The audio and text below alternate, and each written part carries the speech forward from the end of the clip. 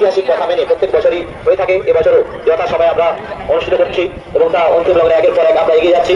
তাই সমস্ত জনসাধারণ, গ্রামবাসী, পর্যটক মানুষ, মেলায় আগত দর্শনার্থীরা যেনারা সকাল থেকে বিভিন্নভাবে আমাদের মেলায় উপস্থিত হয়ে মেলাটিকে সুন্দর করে তুলেছেন, আশা করব অন্তিম লগ্ন পর্যন্ত আমাদের সাথে মেলাটিকে এগিয়ে নিতে পারবো।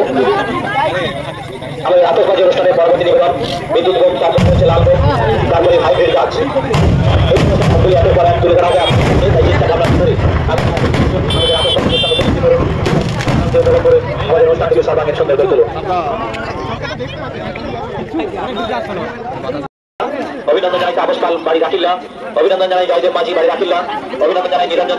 তাই সমস্ত আতশবাজি অংশগ্রহণকারী দর্শনার্থীদের বলবো আপনারা বাড়ি চলে যাবেন না। অনেক আতশবাজি রয়েছে, অনেক আনন্দ দেওয়ার জন্য বাজিগররা এসেছেন। চিন্তা ভাবনা না করে আপনারা ভালো লাগবে মনের মতো অনুষ্ঠান।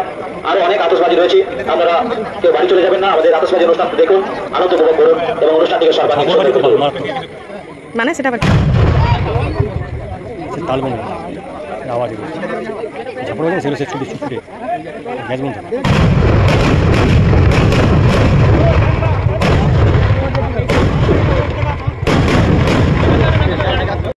দাসের নাতি গোপাল ও গোবিন্দকে ওনারা আমাদের সহযোগিতা করেছেন। এই সমস্ত দাতাবর্গকে ক্লাবের পক্ষ থেকে আন্তরিক অভিনন্দন ও কৃতজ্ঞতা জানাই। ওনারা প্রত্যেক বছরই কিছু না কিছু ভাবে আমাদের সহযোগিতা করেন। ওনাদের সাহায্য সহযোগিতার উপর নির্ভর করে আমরা এই অনুষ্ঠানগুলো করতে পারি। তাই ওনাদেরকে ক্লাবের পক্ষ থেকে আরো একবার আন্তরিক শুভেচ্ছা অভিনন্দন জানাই। আমাদের চিত্তাকর্ষক আতশবাজি অনুষ্ঠান চলছে। পরে এবার আমরা আগুন দেওয়ার ব্যবস্থা করেছি। তারপরে রয়েছে বিদ্যুৎ বোম, তারপর দুখানা বিদ্যুৎ বোম রয়েছে। বিদ্যুৎ বোম গাছগুলি প্রস্তুত রাখার জন্য অনুরোধ করবো।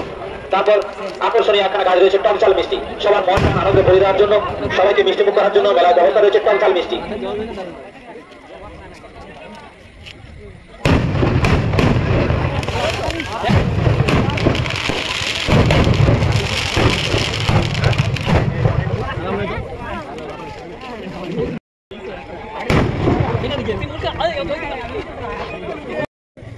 आपका दूसरा नाम सुरजीत।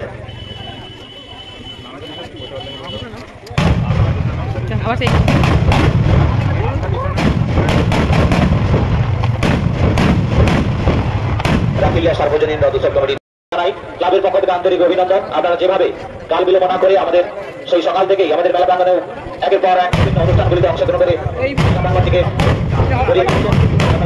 জানাই।